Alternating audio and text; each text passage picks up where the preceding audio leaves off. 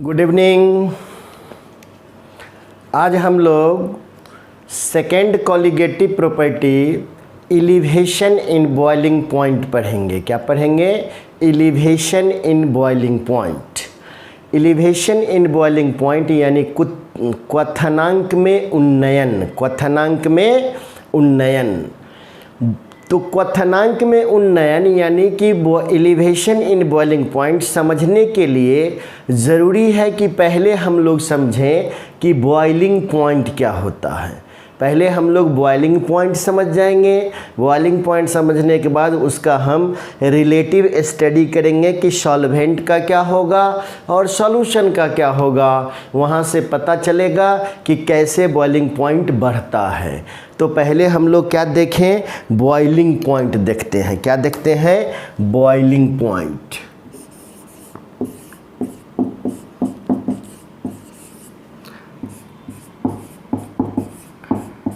Boiling point क्या होता है यानी क्वथनांक क्या होता है? तो सिंपल सब दिन से पढ़ते आ रहे हैं कि वह ताप जिस पर कोई लिक्विड उबलने लगता है उस ताप को हम लोग क्या कहते हैं? बॉइलिंग पॉइंट कहते हैं। क्या कहते हैं? Boiling point. जैसे पानी को अगर आप देखें, वाटर को देखें, H2O को देखें तो 100 डिग्री सेल्सियस पर वह उबलने लगता है। अतः पानी का बॉइलिंग पॉइंट कितना होगा? 100 डिग्री सी होगा। पानी 100 डिग्री सी पर उबलने लगेगा। यह बात तो हम लोग पहले से जानते हैं। यहाँ कुछ हम चेंज करके सीखते हैं, थोड़ा अलग सीखते हैं। अलग क्या सीखते हैं कि हम लोग जानते हैं कि हम सभी पर एटमॉस्फेयर का दाब लगता है। क्या लगता है? दाब लगता है। हम पर भी 1 एटमॉस्फेयर दाब लगता है। इस कलम पर भी 1 एटमॉस्फेयर दाब लगता है। इस बल्ब पे भी 1 एटमॉस्फेयर दाब लगता है। तो जो भी सब्सटेंस इस धरती पर है उस पर 1 एटमॉस्फेयर दाब लगता है। तो जब हम पानी उबालने चलते हैं तो स्वाभाविक है कि पानी पर भी कितना दाब लगेगा? 1 एटमॉस्फेयर दाब लगेगा। तो 1 एटमॉस्फेयर दाब लगेगा और पानी का अपना कुछ न कुछ वाष्प दाब होगा। वेपर प्रेशर जो पहले पढ़े हैं, तो पानी का वेपर प्रेशर जिस टेम्परेचर पर एटमॉस्फेरिक प्रेशर के बराबर हो जाएगा उसी ताप को हम लोग कहेंगे बॉइलिंग पॉइंट। कि वह ताप जिस पर किसी लिक्विड का वेपर प्रेशर एटमॉस्फेरिक प्रेशर के बराबर हो जाएगा उस ताप को हम लोग क्या कहेंगे? बॉइलिंग पॉइंट कहेंगे। क्या कहेंगे? Boiling point. जैसे आप एक डिमॉन्स्ट्रेशन देखिए यहाँ कि हम सपोज करते हैं H2O के लिए लेते हैं। क्या लेते हैं? H2O के लिए। तो H2O के लिए यहाँ हम ले लेते हैं टेम्परेचर यानी ताप, और यहाँ ले लेते हैं वेपर प्रेशर यानी वाष्प दाब। वेपर प्रेशर यानी वाष्प दाब। अब हम यदि पानी को 40 डिग्री सी पर गर्म करें, कितना पे गर्म करें? 40 डिग्री सी पर। इसका वाष्प दाब मान लेते हैं 400 mm है। कितना mm है? 400 mm है। अगर हम टेम्परेचर बढ़ाए यानी 50 डिग्री सी पे गए तो इसका वेपर प्रेशर सपोज करते हैं 500 mm हुआ। अगर 70 डिग्री सी पर गए इसका वेपर प्रेशर 600 mm हुआ। अगर 80 डिग्री सी पर गए इसका वेपर प्रेशर 700 mm हो गया। अगर हम 90 डिग्री सी पे गए इसका वेपर प्रेशर 750 mm हो गया। अगर 98 डिग्री सी पे गए इसका वेपर प्रेशर 758 mm हो गया। लेकिन जो ही 100 डिग्री सी पर जाएंगे इसका वेपर प्रेशर कितना हो गया? 760 हो गया। जो यह 760 1 एटमॉस्फेरिक प्रेशर के बराबर है। किसके बराबर है? 1 एटमॉस्फेरिक प्रेशर के बराबर है। यानी कि 100 डिग्री सी पर इस लिक्विड का जो वेपर प्रेशर था वह किसके बराबर हो गया? एटमॉस्फेरिक प्रेशर के बराबर हो गया, यानी 100 डिग्री सी पर इसका वेपर प्रेशर किसके बराबर हुआ? एटमॉस्फेरिक प्रेशर के बराबर हुआ। अतः इसी टेम्परेचर को हम लोग क्या कहेंगे? Boiling point. क्या कहेंगे? बॉइलिंग पॉइंट, यानी वह टेम्परेचर जिस पर किसी लिक्विड का वेपर प्रेशर किसके बराबर हो जाए? एटमॉस्फेरिक प्रेशर के बराबर हो जाए, उसी टेम्परेचर को, उसी ताप को हम लोग क्या कहेंगे? बॉइलिंग पॉइंट कहेंगे। यानी पानी का बॉइलिंग पॉइंट, वाटर का बॉइलिंग पॉइंट कितना हुआ? 100 डिग्री सी। क्यों? क्योंकि 100 डिग्री सी पर इसका वेपर प्रेशर एटमॉस्फेरिक प्रेशर के बराबर है, एटमॉस्फेरिक प्रेशर के बराबर है। अतः हम वाटर का बॉइलिंग पॉइंट कितना कहेंगे? 100 डिग्री सी। कितना कहेंगे? 100 डिग्री सी। तो हम उम्मीद करते हैं कि आप बॉइलिंग पॉइंट समझ गए होंगे। तो इसको हम डिफाइन करके लिख देते हैं।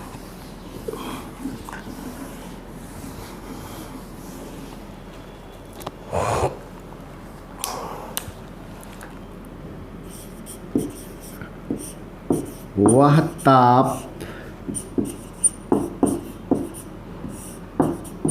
जिस पर किसी लिक्विड का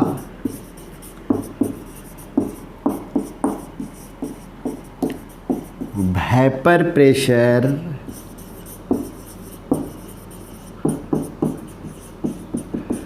एटमॉस्फेरिक प्रेशर के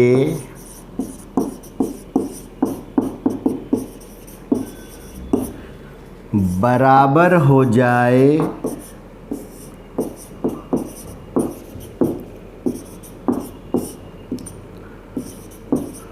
वह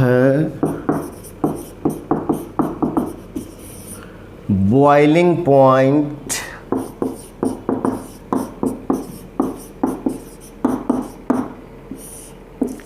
कहलाता है। वह क्या कहलाता है? बॉइलिंग पॉइंट कहलाता है। वह ताप जिस पर किसी लिक्विड का वेपर प्रेशर किसके बराबर हो जाए? एटमॉस्फेरिक प्रेशर के बराबर हो जाए, उस ताप को हम लोग क्या कहेंगे? बॉइलिंग पॉइंट कहेंगे। क्या कहेंगे? बॉइलिंग पॉइंट कहेंगे। समझ गए होंगे। अब हम लोग को समझना क्या है? एलिवेशन इन बॉइलिंग पॉइंट, यानी बॉइलिंग पॉइंट का बढ़ना।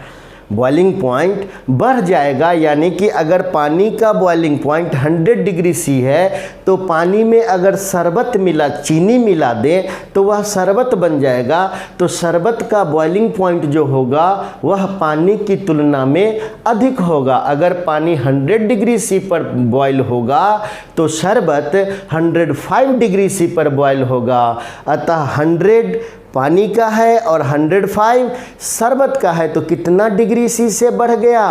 5 डिग्री सी से बढ़ गया। वही 5 डिग्री सी कहलाता है एलिवेशन इन बॉइलिंग पॉइंट। क्या कहलाता है? Elevation in boiling point. तो आप उसको समझिए। पहले कैसे समझिएगा?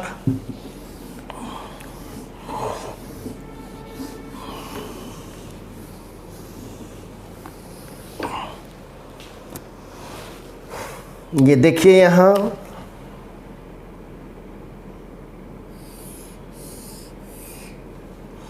ये प्योर सॉल्वेंट है। क्या है यह? Pure solvent.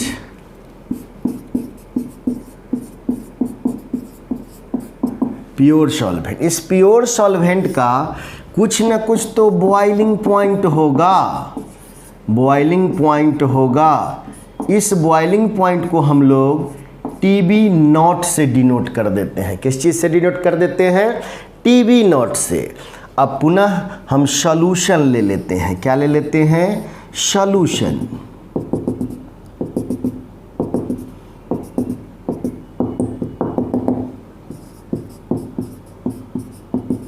सॉल्यूशन, इसका भी बॉइलिंग पॉइंट होगा। बॉइलिंग पॉइंट, इस बॉइलिंग पॉइंट को डिनोट कर देते हैं किस चीज़ से? TB से। किस चीज़ से? TB से। तो आप देखिए यहाँ प्योर सॉल्वेंट का, यानी ये पानी है और ये शरबत है। पानी है और ये क्या है, शरबत है। तब पानी का boiling point TB not, boiling temperature not नहीं, और सॉल्यूशन का बॉइलिंग पॉइंट TB है। दोनों के बॉइलिंग पॉइंट को हमने रिप्रेजेंट कर दिया है। अब हम लोगों को देखना है कि किसका बॉइलिंग पॉइंट ज़्यादा होगा। तो स्वाभाविक है कि पानी में तो कोई भी सॉल्यूट नहीं है, लेकिन शरबत में क्या है, सॉल्यूट चीनी है, जो चीनी वेपर बनने के टेंडेंसी को घटाता है, यानी सॉल्वेंट के एस्केपिंग टेंडेंसी को घटाता है, जो भी नॉन वोलेटाइल सॉल्यूट होता है। अतः वह TB में जो क्या होगा कि चीनी अगर ये 100 डिग्री C पे उबलेगा तो ये 100 से ज़्यादा पे उबलेगा। इसका मतलब है कि TB का मान ऑलवेज ग्रेटर होगा किससे, TB नॉट से। TB का मान ऑलवेज ग्रेटर होगा किस चीज़ से, TB नॉट से। तो हम TB में से घटा देंगे किसको, TB नॉट को, यही हमारा देगा डेल्टा TB, जो डेल्टा TB कहलाता है elevation in boiling point, elevation in boiling point, यानी कि प्योर सॉल्वेंट का बॉइलिंग पॉइंट और सॉल्यूशन के बॉइलिंग पॉइंट के बीच जो अंतर होगा उसी अंतर को हम लोग क्या कहेंगे, एलिवेशन इन बॉइलिंग पॉइंट। क्वथनांक में उन्नयन, क्वथनांक में वृद्धि। अगर प्योर सॉल्वेंट का बॉइलिंग पॉइंट 100 डिग्री C है, सॉल्यूशन का बॉइलिंग पॉइंट 105 डिग्री C है, तो एलिवेशन कितना हुआ, 5 डिग्री C का हुआ। कितना हुआ, 5 डिग्री C का हुआ। अतः 5 डिग्री C को हम लोग कहेंगे एलिवेशन इन बॉइलिंग पॉइंट। क्या कहेंगे, एलिवेशन इन बॉइलिंग पॉइंट। तो हम इसको डिफाइन कर देते हैं।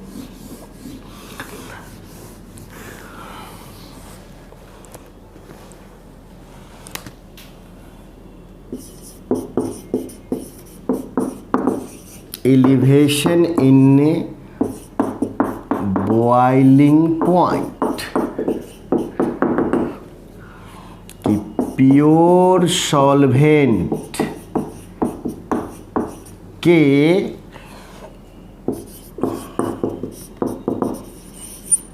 बॉइलिंग पॉइंट तथा सॉल्यूशन के बॉइलिंग पॉइंट के बीच के अंतर को elevation in boiling point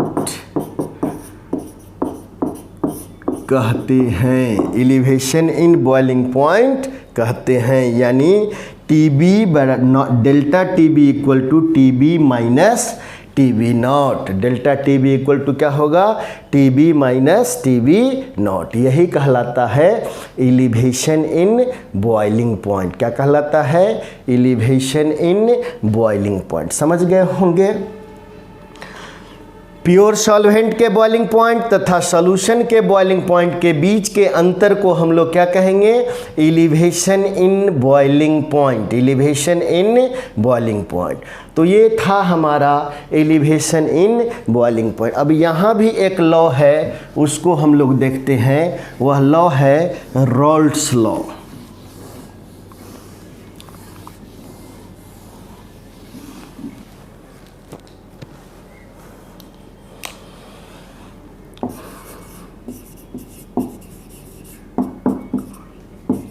Raoult's law for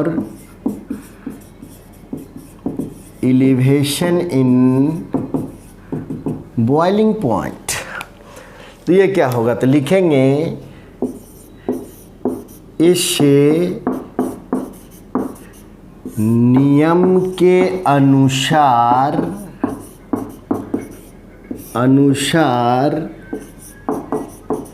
elevation in boiling point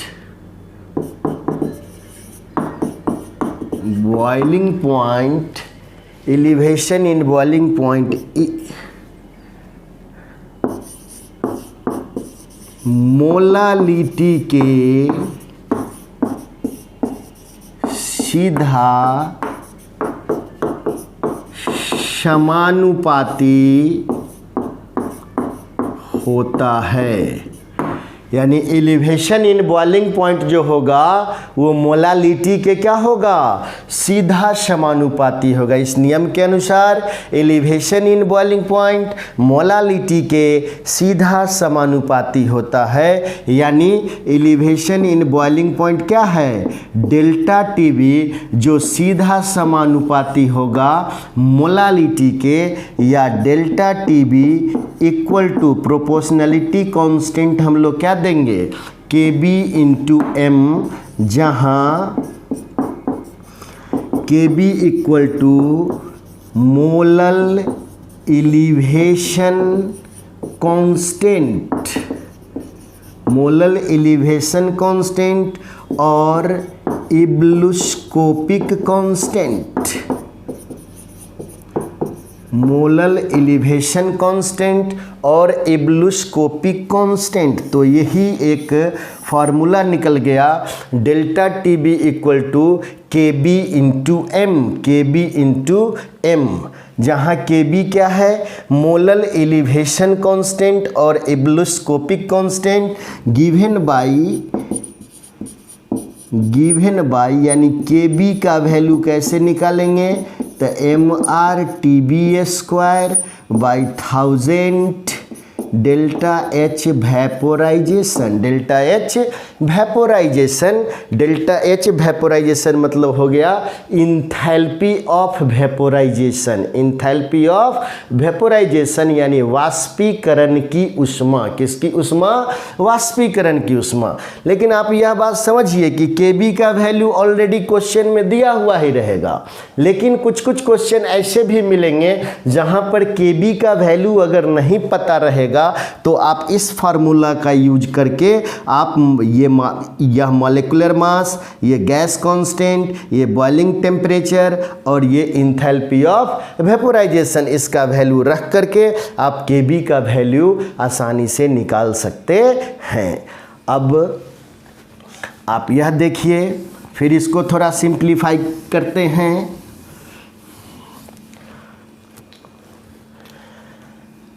यानी डेल्टा टीबी इक्वल टू क्या है, KB इंटू एम। तो मोलालिटी का हम लोग पढ़ाए हुए हैं, मोल पर केजी सॉल्वेंट, मोल पर केजी सॉल्वेंट। एक फार्मूला भी निकाले थे मोलालिटी का, X into 1000 by W gram into molecular mass, molecular mass.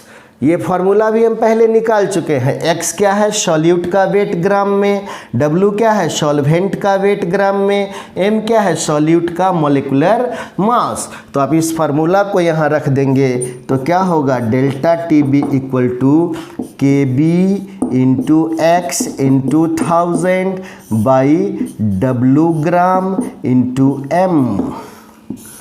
इसी फार्मूला का यूज करके आप इसका न्यूमेरिकल आसानी से बना सकते हैं, इसका न्यूमेरिकल आसानी से आप बना सकते हैं। चलिए अब हम प्रॉब्लम देखते हैं, इस पर बेस्ड कैसे सॉल्व होगा। तो प्रॉब्लम मैंने लिख दिया है कि पहला प्रॉब्लम है कि प्योर बेंजीन का बॉइलिंग पॉइंट 353.23 केल्विन है। जब 1.8 ग्राम नॉन वोलेटाइल सॉल्यूट को 90 ग्राम बेंजीन में मिलाया जाता है तो सॉल्यूशन का बॉइलिंग पॉइंट 354.11 केल्विन हो जाता है।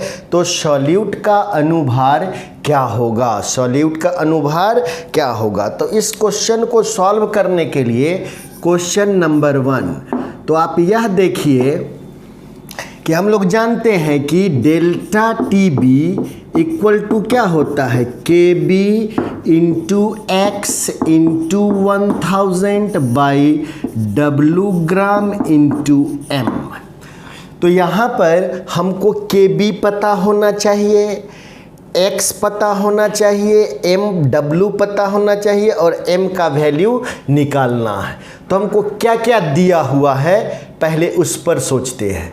तो प्योर बेंजीन का बॉइलिंग पॉइंट 353.23 केल्विन है, यानी प्योर बेंजीन प्योर सॉल्वेंट हुआ तो उसको हम लोग डिनोट करते हैं किस चीज़ से, TB नॉट से। किस चीज़ से, TB नॉट से। तो TB नॉट का वैल्यू कितना है, 353.23 केल्विन, ये TB नॉट का वैल्यू है।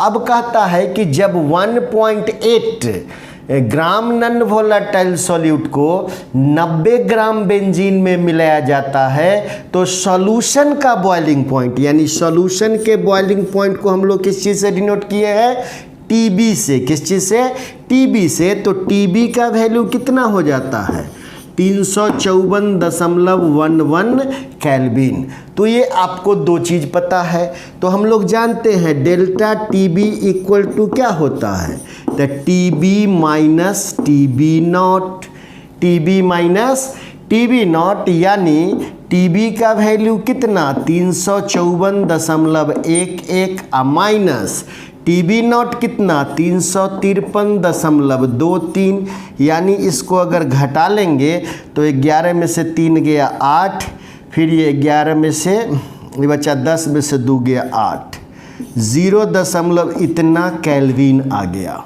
तो आपको निकल गया किसका वैल्यू, डेल्टा TB का वैल्यू निकल गया। KB का वैल्यू ऑलरेडी क्वेश्चन में दिया हुआ है, कितना दिया हुआ है, तो 2.53 केल्विन kg पर मोल। तो यह भी वैल्यू मालूम है। X यानी सॉल्यूट का वेट, तो सॉल्यूट कितना है 1.8 ग्राम, तो 1.8 ग्राम हो गया। और सॉल्वेंट कितना है, यानी W का वैल्यू कितना है, तो 90 ग्राम बेंजीन में है, यानी 90 ग्राम हो गया। अब आपको निकालना है molecular mass equal to what. तो इतना चीज़ आपको दिया हुआ है, आपको वैल्यू निकालना है। तो आप कैसे निकालेंगे, आप निकालेंगे कि डेल्टा TB का वैल्यू, इसका वैल्यू पता है, तो कितना है पता, यानी 0.88 इक्वल टू KB का वैल्यू, KB कितना है, तो 2.53 इंटू X कितना है, तो सॉल्यूट का वेट 1.8 इंटू 1000 बाई W कितना है 90 इंटू M। तो M इक्वल टू कितना निकल जाएगा, 2.53 इंटू 1.8 इंटू 1000 बाई 0.88 इंटू 90। इसको सॉल्व करेंगे आप तो 57.5 ग्राम पर मोल आंसर आ जाएगा। उम्मीद करते हैं समझ गए होंगे। सब बहुत आसान है, सब वैल्यू दिया हुआ है, एक वैल्यू अननोन है। उस अननोन वैल्यू के हेल्प से आप उस अननोन वैल्यू को आप आसानी से सभी नोन वैल्यू की सहायता से ज्ञात कर सकते हैं। तो ये था आपका पहला क्वेश्चन कि प्योर बेंजीन का बॉइलिंग पॉइंट 353.23 केल्विन है जब 1.8 ग्राम नॉन वोलेटाइल सॉल्यूट को 90 ग्राम बेंजीन में मिलाया जाता है तो सॉल्यूशन का बॉइलिंग पॉइंट कितना हो जाता है 354.11 केल्विन। तो सॉल्यूट का अनुभार कैसे निकालेंगे। अब हम लोग क्वेश्चन नंबर 2 पे चलते हैं। क्वेश्चन नंबर 2 क्या कहता है कि 18 ग्राम ग्लूकोज को 1 kg जल में मिलाने पर विलियन का बॉइलिंग पॉइंट क्या होगा, जबकि वाटर का बॉइलिंग पॉइंट कितना है 373.15 केल्विन है। KB का वैल्यू वहाँ भी दिया हुआ है, तो बहुत आसानी से आप निकाल सकते हैं।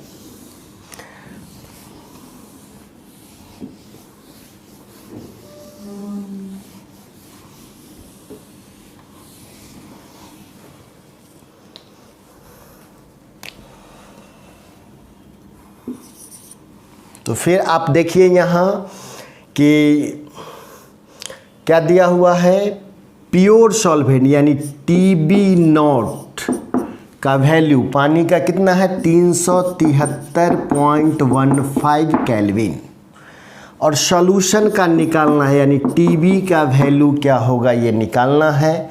उसके बाद आपको देख लीजिए सॉल्यूट का वेट यानी X कितना दिया हुआ है तो 18 ग्राम दिया हुआ है। सॉल्यूट ग्लूकोज है तब मोलेकुलर मास कितना 180 ग्राम पर मोल। उसके बाद सॉल्वेंट का वेट W कितना है तो 1 kg यानी 1000 ग्राम, ये 1 kg है।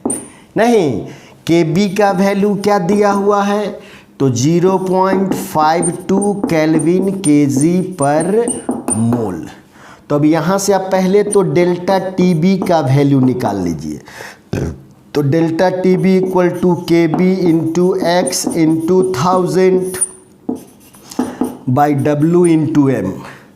तो ये क्या हो जाएगा 0.52 इंटू 18 इंटू 1000 बाई कितना W कितना है 1000 इंटू M कितना 180।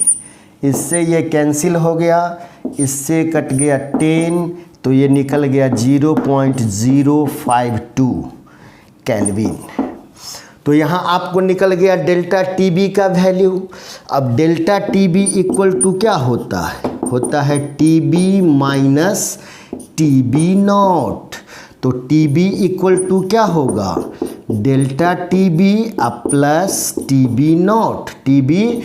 तो डेल्टा TB का वैल्यू कितना निकले 0.052 प्लस TB नॉट कितना है 373.15 केल्विन। इसको ऐड कर देंगे, यही जो होगा वो क्या हो जाएगा आंसर हो जाएगा।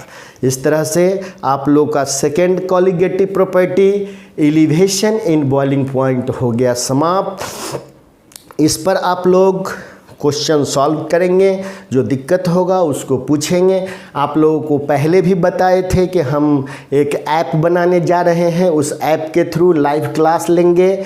तो ऐप हमारा ऑलमोस्ट बन चुका है, प्ले स्टोर पर आ चुका है केमिकल साइंस के नाम से। किसके नाम से है केमिकल साइंस के नाम से ऐप बन चुका है। वह ऐप प्ले स्टोर पर स्टोर्ड भी है, बस थोड़ा सा अभी टेक्निकल फॉल्ट है कि उसमें डाटा अपने स्टूडेंट का लोड करना था। जो स्टूडेंट एडमिशन लिए हुए हैं उनका डाटा तो हम लोड कर दिए रहे हैं, मतलब अप्रॉक्सीमेटली 90% वो भी काम हो गया है। 2-3 दिन के अंदर उसका इंजीनियर आकर के हमको सभी स्टूडेंट का यूजर ID पासवर्ड दे देगा। उसके बाद हम आप लोग को यूजर ID पासवर्ड SMS के माध्यम से भेज देंगे। उसके प्रॉपर टाइम में आप लोगों को सब्जेक्ट की पढ़ाई लाइव कराई जाएगी। फिलहाल लॉकडाउन है, सभी चीज़ तो खुल चुके हैं, लेकिन एजुकेशनल इंस्टीट्यूट को अभी रोक के रखा है। अब देखिए जुलाई तक खुल जाए तो हम लोग ऑफलाइन भी एंजॉय करेंगे क्लास को और ऑनलाइन भी एंजॉय करेंगे। तो आप लोग 2-3 दिन बाद हम बताएंगे, एक मैसेज जाएगा, उस मैसेज में आप लोग चेक करके और फिर उस ऐप को डाउनलोड करके और हमको फ़ोन भी कर दीजिएगा कि हमने डाउनलोड कर लिया है। बहुत बहुत धन्यवाद आप लोग का। स्वस्थ रहें, सुरक्षित रहें।